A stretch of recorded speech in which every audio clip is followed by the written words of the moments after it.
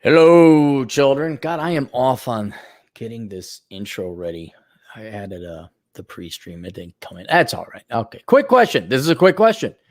Is someone selfish if they have children, especially if you try to mold them into your vision? I don't want kids at the moment, but I want to see you make a video on it due to your past videos speaking on the stupidity of people. All right. In terms of is it selfish to have a child, it depends. And it's a simple question. Are you going to raise your child? That's it. And by raise, I don't mean timeouts and participation trophies and all this bullshit that turned the millennials into like the most laughable generation of adult children ever. I'm like, are you going to do the hard part? You're going to spank them? You're going to do hard nose? Are you going to make them suffer when they are wrong? Are you going to help them do their homework? Are you going to sit down and have conversations with them about the importance of making the right decisions? Glorious Carl, the perfect man, husband, father. His kid, holy cow, did he come out? Sergeant Greg's kids, holy cow, did they come out great.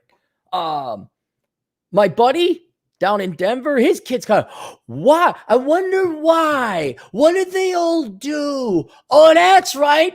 They spent time with their bleeping kids.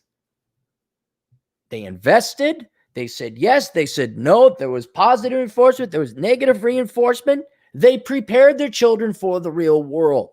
And I think they even taught them the importance of marriage, or not marriage, of love and family.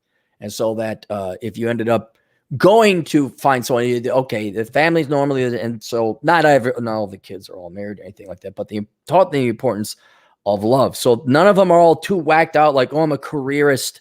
You know, they'd all have careers, but none of the women that are growing up under these people are like obsessed about their career. They know how to live life.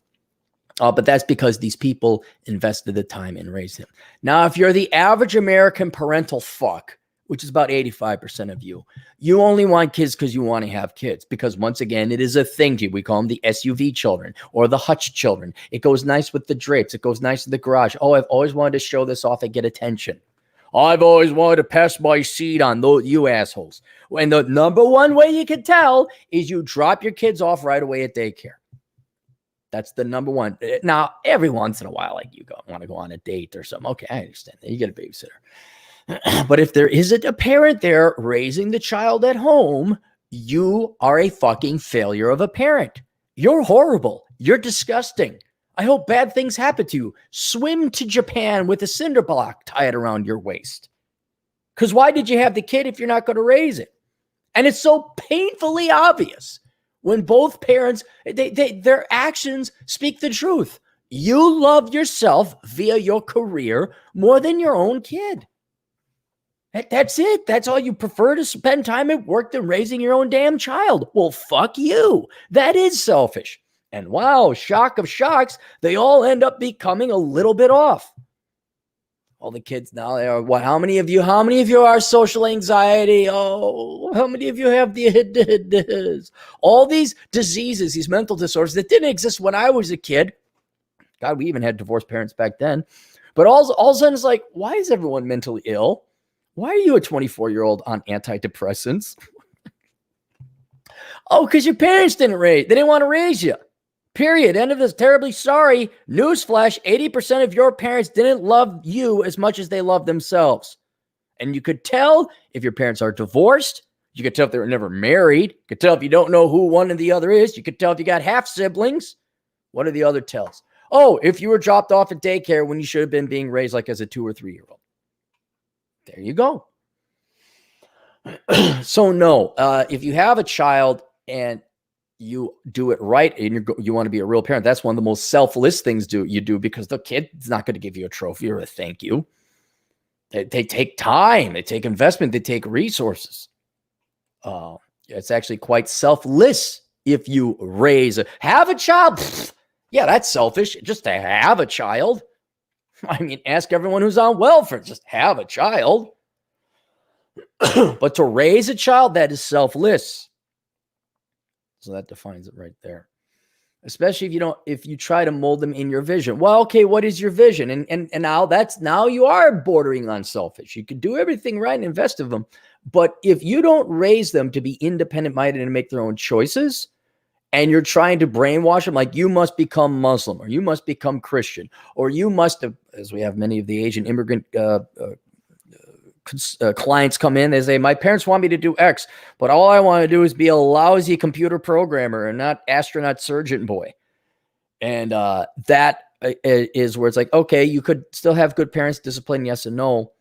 But then when they start molding you into your champion, like so that they can use you as a bragging piece, that's selfish, right?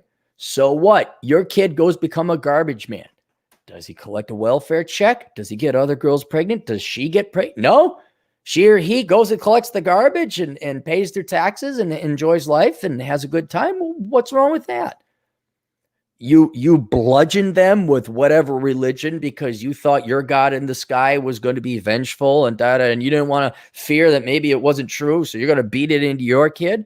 Well, don't be surprised if your kid revolts and renegades against that.